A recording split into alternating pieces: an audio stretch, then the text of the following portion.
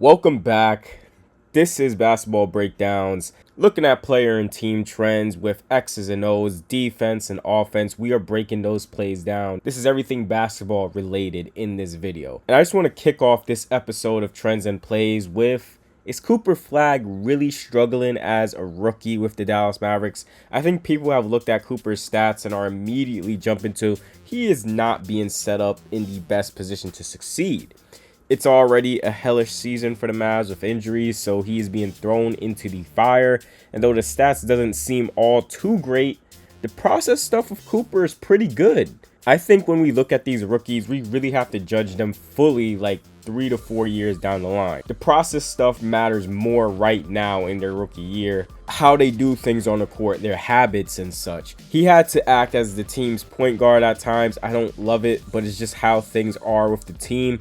He has a 49% true shooting percentage. And one of the biggest highlights that I'll start off with Cooper is that you can use him in different ways in the open court. Transition lob threat, can use him as a screener, flashes as a guy in the post. He's getting to the free throw line and at the rim at a decent rate. He's attempting close to 4 free throw attempts a game, and he is shooting lights out from there. I think he only missed 1 free throw on the season.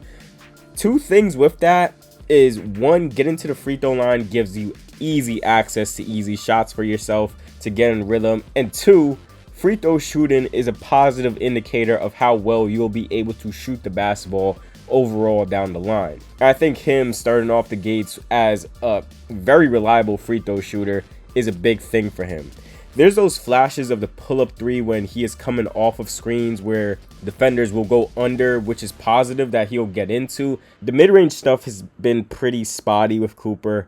He's missed some very bad shots there. It doesn't look like he's comfortable there yet. The handle and passing is really solid. There was a play against the Pistons I really just loved from him, where he had this short roll pass to the corner, and on the first glance I was like, that pass is going out of bounds, but it actually was a pretty pinpoint pass to Najee Marshall, who eventually missed the shot, but it was still good process from him on the short roll. The lob passes have been there. You still need to see more of the variety of the passes he can make. There is definitely playmaking upside with him just on how quickly he processes the next play, which has been positive from Cooper. He really likes getting into those spins and behind the backs. One thing Cooper has really been struggling with in his game is his consistent assertiveness. Like, there are stretches where he doesn't get the ball, or when he gets the ball off the catch, he second guesses himself. Even though it looks like he will be open for a shot if he just took it or drives against the closeout, the lack of willingness to drive against the closeout has been a concerning thing just to start off, but it's just another area to kind of, monitor as the season goes on. When Cooper is assertive, there's some strong flashes. His transition offense pops a lot, where he can just grab the rebound and then just either go up for a pull-up three or get it all the way to the rim. And then even if he's working off ball in transition, he's that vertical lob threat. And that's just a good thing to have on his team to kind of push the pace. And once Kyrie Irving comes back, he will add more to their transition offense. The finishing at the rim hasn't been the best. He is shooting around 50% at the rim. He gets to the rim, but there's not much change of pace. So a lot of times defenders can really pressure him all the way through on his drives. And to his credit, he is handling that contact well and being stable and physical, which is a very good sign that he isn't afraid of contact. But there are a lot of times where he is just rushing shots up at the rim, picking the ball up early, and he hasn't showcased much of a low or high pickup finishes or euros or anything that would really shift the defense a bit. He's mostly a straight line driver at this point. Moving on, the Phoenix Suns in their recent Clippers game, they generated 3 different open looks off of one play in back-to-back possessions. The Suns run zoom action, which is a down screen into a handoff with Devin Booker as the initiator. Usually this would be done for a player coming from the corner, but the Suns running at the top of the key. Ryan Dunn screens for Booker and Mark Williams hands it off. Jones Jr. switches off the screen, Zubac is in drop, and this turns into an isolation onto Harden, and he drives by him and brings in the strong side help, which leads to an open 3. They run it again on the next possession. The Clippers switch, and this turns into an isolation against James Harden. And just little resistance from James Harden on defense, but you know, it is what it is. Booker this time pulls in the weak side help, but finishes with this nice leg. So we see a shot generated from the strong side and an isolation shot. This next play, the third time down, the Clippers don't switch. Jones Jr. trails off the screen, but Harden, not staying attached with his man off the cut, forces Batum to tag his man from the weak side so they don't give up a cut to the rim. Royce O'Neal lifts from the corner off of this movement, stretching the defense out, and even though he misses, he gets a wide open look for three here. And I want to give credit to Devin Booker because it's some really good point guard play that he's been given the Suns. Really impressed on how he's reaching that balance of a scorer and a passer. It's good stuff. Derik Queen has gotten some good runs, showcasing some post play and rim protection, but what has been pretty impressive is his passing. Derik Queen looks to go into a handoff with Trey Murphy, but he doesn't force the handoff, noticing Stephon Castle's pressure and denial on Trey Murphy. Smart option from Murphy to curl off of Queen to the rim, and he gets ahead of Castle, but look at this lob pass, man. Not even Victor Wembanyama could get to it. Nice pass right up and over the defense to Murphy, and they get a shot up here. And how many guys can make this type of Jokic type pass? On this possession, he's navigating against a double team. First, he retreats his dribble to kind of draw out the defense, and he's just looking to buy time for his teammates to get open. Someone cuts, someone try to get open. And then he engages more into the defense, and he finally gets that cut, and he just throws this pass to a spot on the court where his teammate is able to catch it and convert. Really good passing so far that I've seen from Derik Queen.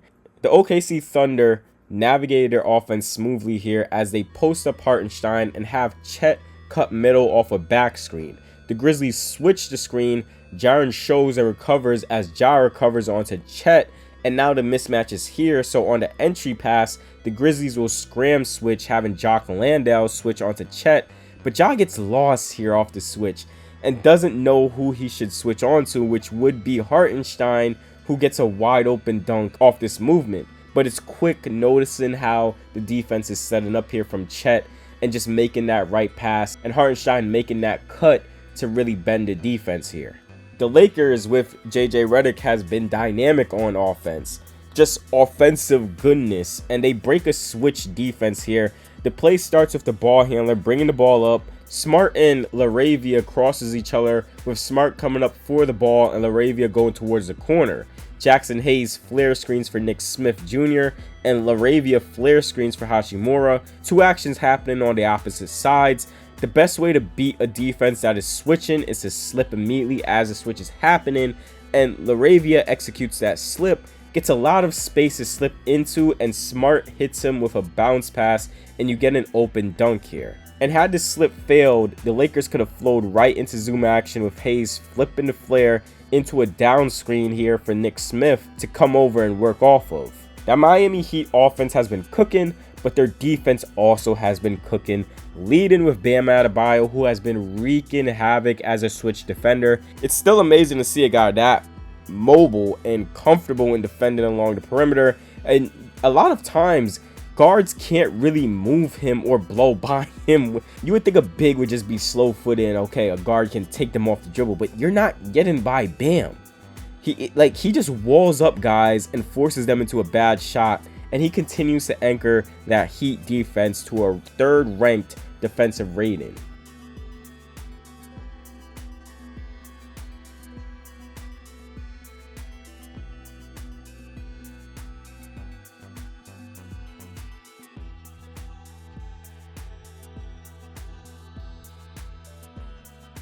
Teams are really throwing everything they have against Victor Wembanyama after a dominant month of October. Victor has struggled in November, shooting 38% from the field, 11% from 3, and 5 turnovers, averaging 16.7 points per game. This is due to teams' increased aggressive coverages against Wemby, where they will double team him, zone up against him, apply aggressive off-ball pressure with defenders constantly bodying him up denying the ball and forcing Wemby out of deep post position. Oftentimes, the center will not defend Wemby. They will put a forward on him and have a center play and help near the rim and have aggressive gap help against Wemby, helping off of a poor shooter. This trend started with the Suns' aggressive coverage against him with the Suns to start the month. The Phoenix Suns held Victor Wembanyama to 4 of 14 field goal shooting, 9 points, and 6 turnovers. They gave a ton of pressure to Wemby, switched everything, and when Wemby got the ball, made him see multiple bodies instantly, and the rotations were sound and quick. As much as Wemby is a freak of nature, there's still limitations into how he can operate. Tough for a tall dude to dribble through tight gaps. And here the Spurs get Wemby a post-up on a smaller Jordan Goodwin. They send the nearest defender on the perimeter to immediately double-team him. Then the defense rotates. Booker goes to Harper. Iguodala rotates to Johnson. Collin rotates to McLaughlin. And then Goodwin scrams out of there and covers Castle in the corner. This is exactly how rotations work off of double teams, executing it perfectly by the Suns. The Spurs reset to get Wemby in the post, but then they send a hard double team. Iguodala rotates in place of Booker. Collin rotates to Johnson, and now Goodwin has to split the difference in the corner. The pass ends up in the hands of McLaughlin, so he rotates to him, and Collin rotates to Castle. Look at Devin Booker getting down and boxing out Wemby to help secure the board. This is great defense all around. It's time to learn the name Mo Gueye. Check here how he is in the corner and just swerves by Wendell Carter as the ball goes up, saving the ball, keeping the ball in bounds, and then hitting this type of pass to Luke Kennard for the mid-range jumper. And that's not all, folks. That's not all for the clip. On the following possession, he comes over to help on the Paolo drive and blocks his shot. Mo does not fear Paolo Banchero. He might be the Paolo stopper.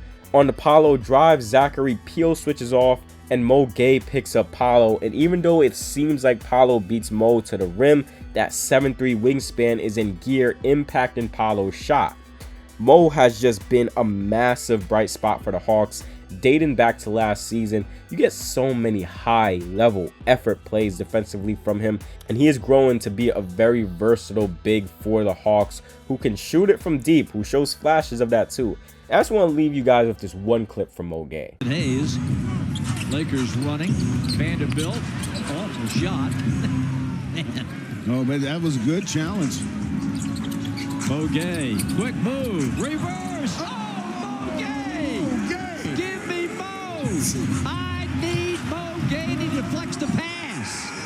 Mo Gueye, Magic Mo. Ah, yes. Daniels. The ball movement. Give it to Mo. Passed up a couple of shots there. Ricochet for 3. Oh, man, the Hawks are failing it. Klay Thompson is shooting 29% from 3, the worst percentage of his career, and shooting only 34% from the field. And in the Pelicans game, the Mavs benched him for D'Angelo Russell. Klay has one of the worst net ratings in the league at negative 20.6. People have chalked it up to no one is setting him up, and there is some truth to that. This season, on shots that are considered wide open where a defender is at least 6 feet away from him, he is shooting 12% on a 21% frequency, just around 2 attempts a game on wide open threes. Shots where he is considered just open where a defender is at least 4 to 6 feet away, these shots have a 27% frequency where he shoots 40% on 2.5 attempts. In the 2022-2023 season, Klay got at least 4 or more attempts on shots that are considered open. His frequency in open shots has declined, but even on the wide open shots he is getting, he is not converting at a high level. That'll wrap it up for this video. If you enjoyed the video, please do give it a like and subscribe to the channel for more NBA breakdowns like these. And also, comment in the comment section below any trends, plays, or anything you really want me to cover in future videos. With all that being said, y'all, I appreciate you guys for watching this video, and I'll see you all in the next one.